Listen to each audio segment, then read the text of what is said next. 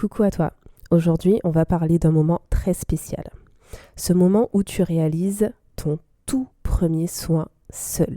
Et là, boum, tu ressens un drôle de petit mélange là dans ton ventre. T'as la peur de faire mal, le stress de tout retenir et en même temps, une petite fierté quand même qui monte tout doucement. Tu l'as fait. Ouais. Ce que je te propose dans cet épisode, c'est pas une leçon ni un rappel de cours. C'est plutôt un vrai moment de partage entre nous. Parce que franchement, les premières fois en général, c'est rarement simple. Et en tant qu'AP, c'est encore un autre niveau émotionnel. Faut le dire. Faire un soin toute seule, c'est flippant. Pas parce que c'est techniquement compliqué, mais parce que t'es face à toi-même. Tu veux bien faire, tu ne veux surtout pas oublier un truc, tu ne veux surtout pas passer à côté de quelque chose. Cette peur-là, elle est normale, vraiment. Tu prends une nouvelle responsabilité. T'as pas encore tous les repères, tous tes repères. T'observes les pros autour de toi et t'as évidemment cette petite voix qui te dit « Oh, t'es sûr de toi là ?» Et puis, le syndrome de l'imposteur vient s'incruster à la fête. Bah oui. Mais laisse-moi juste te dire un truc. On n'apprend pas à être pro d'un coup. On apprend en pratiquant, en testant, en se plantant aussi parfois. Ouais, c'est comme ça que tu progresses. Et puis surtout, il y a de fortes chances que ce soin-là, ce premier soin ne se passe pas exactement comme tu l'espérais. Peut-être que tu auras un blanc, peut-être que tu vas oublier une étape. Et peut-être que tu vas ressortir de ce soin-là, en mode « je suis nul ou quoi ?» Ah non, tu n'es pas nul. Tu viens juste de passer un test. Voilà. Prends ce premier soin comme un test. Et ce test, il fait clairement partie du chemin. Ce soin, c'est bien plus qu'un acte technique. Ça, c'est ce que j'ai dit tout à l'heure.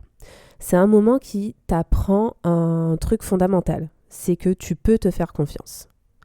Même si tu as douté, même si tu as hésité, tu as agi, tu as pris une décision, tu as fait un choix. Et rien que ça, c'est énorme. Tu te rends compte que tu sais plus que tu ne crois. Et que non, la théorie et la pratique, c'est pas la même chose du tout, mais alors pas du tout. Mais quand tu pratiques, tu comprends vraiment où t'en es, ce que tu maîtrises, ce qui te manque, et aussi ce que tu fais bien. Un soin, c'est pas juste changer une couche ou noter une température. C'est aussi apaiser un enfant qui est en détresse, capter une émotion, créer un lien. Et parfois, tu as ce petit moment magique là où tu vois un bébé se détendre sous ta main. Ou juste un enfant qui te sourit. Et là, tu te dis « Ah ouais, waouh, en fait, j'ai vraiment servi à quelque chose. » Et si jamais le soin s'est mal passé, parce que ça peut arriver, non, ce n'est pas un échec. Ne le prends pas comme un échec. C'est juste une occasion de rebondir, de faire autrement la prochaine fois, d'apprendre. Et puis, je vais en profiter pour te donner un peu d'amour. Je vais te balancer un petit peu d'amour. Je pense que tu en as besoin. Donc là, tu viens de faire un pas de géant. Même si toi, tu as l'impression que ce n'était rien de spécial. C'est OK d'avoir eu peur pour ce soin. Mais ce qui compte, c'est que tu y es allé quand même. Tu peux être fier de toi. Ce soin-là, ce premier soin-là, c'est pas un détail. C'est le tout début de ta carrière. Donc si aujourd'hui tu m'écoutes et que tu es en plein dans cette phase-là, laisse-moi juste te redire bravo. Vraiment, tu as fait quelque chose d'important aujourd'hui.